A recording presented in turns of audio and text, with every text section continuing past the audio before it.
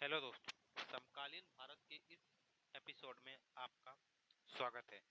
दोस्तों, आज हम बात करेंगे खेलों के महाकुंभ ओलंपिक के बारे में। ओलंपिक प्राचीन ओलंपिक खेलों का इतिहास करीब 1200 साल पुराना है। इन खेलों की शुरुआत 776 ईस्वी पूर्व में मानी जाती है। उस दौरान इन खेलों का आयोजन योद्धाओं और खिलाड़ियों के बीच हुआ करता। समकालीन भारत के इस यूनान में प्राचीन काल के दौरान स्वागत है। दोस्तों, आज हम बात करेंगे कुश्ती और खेलों के महाकुंभ ओलंपिक के बारे में। जो खिलाड़ी इनमें उम्दा प्रदर्शन करते थे, ओलंपिक बाद में इन खेलों में अपने प्राचीन ओलंपिक खेलों का इतिहास मिलता करीब 1200 साल पुराना है। इन खेलों की शुरुआत 776 ईस्वी पूर्व में मानी जाती है। इन खेलों का आयोजन उस दौरान इन खेलों का आयोजन ग्रीस यानी यूनान खिलाड़ियों के बीच में किया गया हुआ करता। उस दौरान इन खेलों को यूनान में प्राचीन काल के दौरान इसलिए इन्हें ओलंपिक कहा जाने लगा। इन खेलों की लोकप्रियता इतनी थी कि ओलंपिक खेलों के दौरान लड़ाई और युद्ध तक को रोक दिया जाता था। ओलंपिक में राज्यों और शहरों के खिलाड़ी भाग लेते थे। उस दौरान ओलंपिक खेलों में घुड़सवारी और युद्ध का नाम ओलंपिक कैसे पड़ा? हालांकि इसके बावजूद कई सालों खेलों का आयोजन खेलों का व्यापक विस्तार ग्रीस यानी यूनान की राजधानी का कारण मेजबानी की समस्या थी। दौरान सुविधाओं खेलों को कमी थी और खिलाड़ियों की कम भागीदारी, इसलिए इन्हें ओलंपिक कहा जाने लगा। इन खेलों की लोकप्रियता इतनी थी कि ओलंपिक खेलों के दौरान लड़ाई और युद्ध तक को रोक दिया जाता के अनुसार ओलंपिक में राज्यों और शहरों के खिलाड़ी भाग लेते थे। उस दौरान ओलंपिक खेलों में घुड़सवारी और युद्ध ओलंपिक खेलों की हालांकि इन सब के बावजूद कई सालों तक ओलंपिक खेलों का व्यापक विस्तार काफी नहीं हो सका और इसका कारण मेजबानी की समस्या थी, सुविधाओं की कमी थी और खिलाड़ियों के 4 प्रकार माने जाते हैं: ग्रीष्मकालीन ओलंपिक, शीतकालीन ओलंपिक, पैरा ओलंपिक और यूथ। जैसे कि ग्रीष्मकालीन ओलंपिक ग्रीष्म तथा के ओलंपिक भी कहा जाता है। इसका आयोजन गर्मियों के समय में किया जाता है।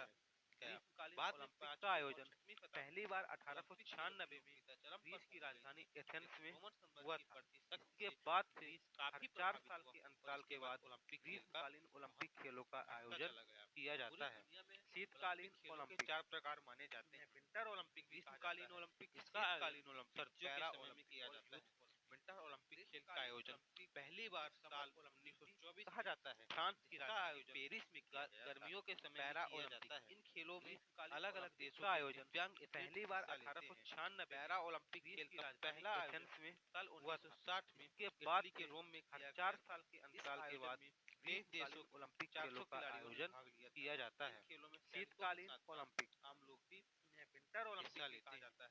इसका आयोजन सर्दियों के समय में किया जाता है। विंटर ओलंपिक खेल का आयोजन पहली बार साल 1924 का आयोजन भी फ्रांस की राजधानी में पेरिस में किया गया था। इसमें पैरा ओलंपिक इन खेलों में अलग अलग देशों के दिव्यांग एथलीट हिस्सा लेते हैं। यूथ ओलंपिक पैरा ओलंपिक खेल का पहला आयोजन साल 1960 में इटली के रोम में किया गया था। इस आयोजन में 23 देशों के 400 खिलाड़ियों ने भाग लिया था। इन खेलों में जाते हैं और ओलंपिक का जो झंडा होता है हिस्सा लेते हैं। यूथ ओलंपिक खेलों का पहली बार आयोजन चूहे नीले 10 में सिंगापुर में काले, हरे और लाल का आयोजन भी प्रत्येक 4 साल में किया जाता है। इसमें 18 वर्ष से कम उम्र के खिलाड़ी अपने अपने जिसमें अफ्रीका प्रतिनिधित्व करते हैं। यूथ ओलंपिक का उद्देश्य युवा पीढ़ी के ओलंपिक ध्वज को 1913 में पीरे डी कोवर्टिन द्वारा डिजाइन किया गया था। ओलंपिक खेलों की देखरेख के लिए दिए जाते हैं और ओलंपिक का जो झंडा होता है 5 रिंगों से मिलकर बना होता है। ओलंपिक में चूहे नीले, डार्क पीले बांटकर देखेंगे। लाल रंग एक आजादी बने 5 रिंग, कहाँ स्थान था और दूसरा आजादी के बाद जिसमें अफ्रीका कहाँ स्थान है। भारत ने पहली बार 1900 के पेरिस ओलंपिक में हिस्सा लिया था। उसको 1913 में पीरे डी कोवर्टिन द्वारा डिजाइन किया गया था। ओलंपिक खेलों की देखरेख के लिए अंतरराष्ट्रीय ओलंपिक में हिस्सा लेने वाले नॉर्मन एक एंग्लो इंडियन थे। उन्होंने 200 मीटर स्प्रिंट और 200 मीटर बाधा दौड़ में 2 रजत पदक जीते देखेंगे। इसके बाद 1920 के एंटवर्प ओलंपिक में भारत ने अपना पहला और दूसरा आजादी इस दौरान भारत के 5 स्थान ने हिस्सा लिया था। भारत ने पहली बार पेरिस ओलंपिक में हिस्सा लिया था। इस दौरान 5 खिलाड़ियों, 9 पुरुष और 1 महिला ने एकल भारत की तरफ हिस्सा लिया था। इसके बाद हिस्सा लेने वाले नॉर्मन एंग्लो एम्स्टर्डम ने 200 मीटर स्प्रिंट और 200 मीटर बाधा दौड़ में दो ओलंपिक में भारत ने मेजर इसके बाद 1920 के एंटवर्प ओलंपिक में और एक भी गोल न पहला दल भेजा। इस दौरान भारत के 5 एथलीटों ने हिस्सा लिया था। 1924 के पेरिस ओलंपिक में, इसके बाद 1932 के लॉस एंजेलिस, इस दौरान 5 खिलाड़ियों ने ओलंपिक में भारतीय हॉकी टीम ने अपनी गोल्डन हैट्रिक पूरी की। इसके बाद साल 1928 के पूरी दुनिया में एम्स्टर्डम ओलंपिक में आजादी के बाद स्वर्णिम युग की शुरुआत हुई।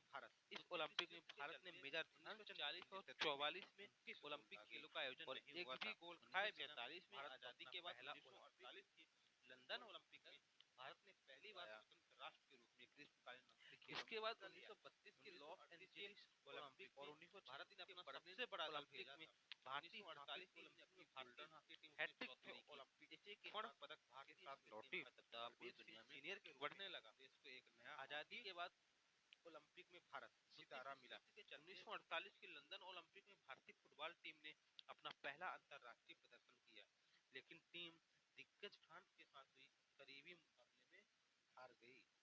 1952 और 56 के ओलंपिक में भारतीय हॉकी टीम ने फिर इसी सफलता को दोहराया। 1952 का हेलसिंकी ओलंपिक भारत के लिए ऐतिहासिक रहा। इसमें पहलवान केडी जाधव व्यक्तिगत ओलंपिक पदक जीतने वाले पहले भारतीय खिलाड़ी बने।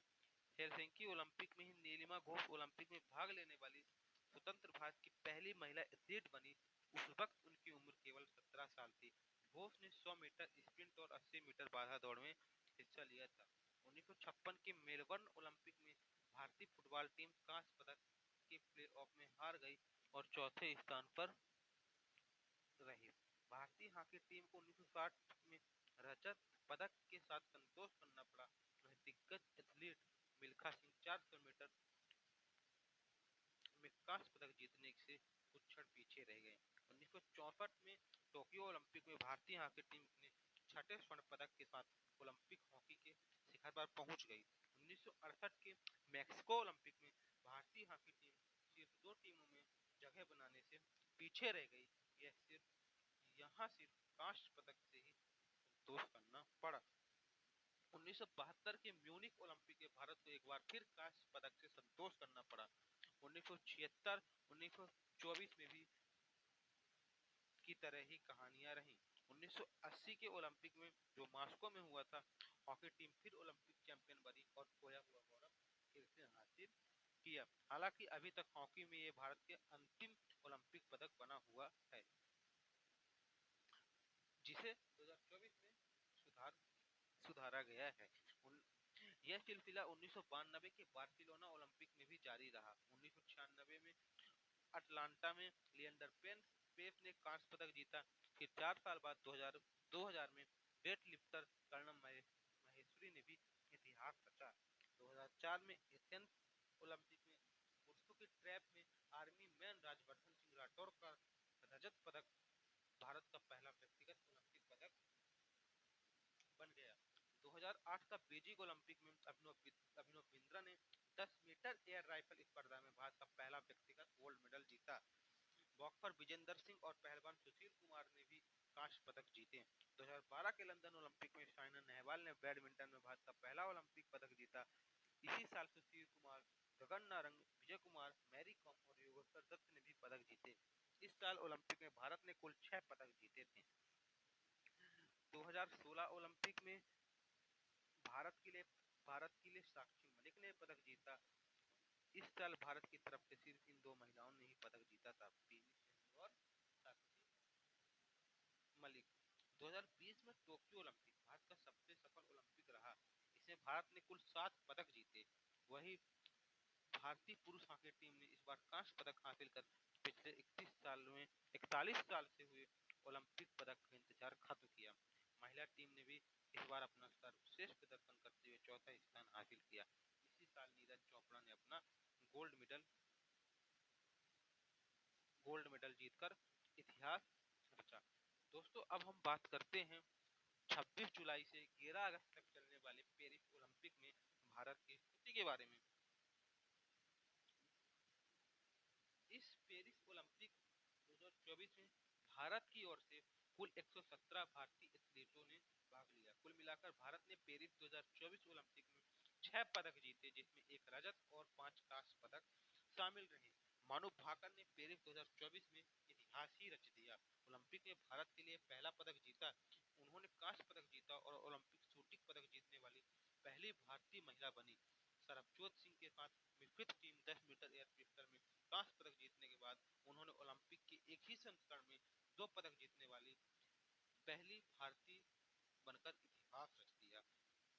स्वप्निल कुसाले ने निशानेबाजी में तीसरा पदक जीतकर इसे ओलंपिक के किसी एक संस्करण में किसी खेल में भारत की सबसे बड़ी उपलब्धि बना दिया। भारतीय पुरुष हॉकी टीम ने कई वर्षों का सूखा खत्म करते हुए पेरिस में कांस्य पदक के साथ अपने टोक्यो 2020 की सफलता की बराबरी की, जबकि भाला फेंक में रजत रजत पदक के साथ नीरज चोपड़ा ने सबसे सफल व्यक्तिगत ओलंपिक बनाया। बाद में अमन सहरावत कुश्ती में कांस्य पदक जीतकर भारत के सबसे कम उम्र के ओलंपिक विजेता बने। हालांकि भारत ने पेरिस 2024 ओलंपिक को खुशी से निराश हुई। भारत 6 संभावित पदकों से चूक गया, जिनमें से अधिकांश पदक मामूली अंतर से हार गए, क्योंकि एथलीट अपनी अपनी स्पर्धाओं में चौथे स्थान पर रहे। इसमें लक्ष्य सेन, मीराबाई चानू, मनु भाकर शामिल थे, जो खेलों में अपना तीसरा पदक हासिल कर सकते थे। ऐतिहासिक फाइनल से पहले विनेश फोगाट की अयोग्यता ने भी भारत की परेशानी बढ़ा दी थी। पेरिस 2024 ओलंपिक में 16 खेलों तीरंदाजी, एथलेटिक्स, बैडमिंटन, मुक्केबाजी, घुड़सवारी, golf, hockey, judo, rowing, sailing, shooting, swimming, table tennis और टेनिस में कुल 69 पदक स्पर्धाओं में भारतीयों ने हिस्सा लिया था। नीरज चोपड़ा बैडमिंटन खिलाड़ी, पीवी सिंधु वेटलिफ्टर, मीराबाई चानू मुक्केबाज लीना बोरगोहेन और हरमनप्रीत सिंह की अगुवाई वाली भारतीय पुरुष हॉकी टीम की चुनिंदा खिलाड़ी पेरिस 2024 में भारतीय दल में शामिल होने वाले अन्य ओलंपिक पदक विजेता रहे। कुल मिलाकर भारत ने अब तक ओलंपिक में 41 पदक जीते हैं। दिलचस्प बात यह है कि नॉर्मन प्रिचर्ड का दोहरा रजत था, जिसने पेरिस 1900 में भारत का खाता खोला था। ये तो दोस्तों थी ओलंपिक की कहानी। उम्मीद है मेरे द्वारा दी गई जानकारी आप सभी को पसंद आई होगी। अगर आपको यह जानकारी पसंद आती है तो प्लीज चैनल को लाइक करें, सब्सक्राइब करें और सपोर्ट करें। जय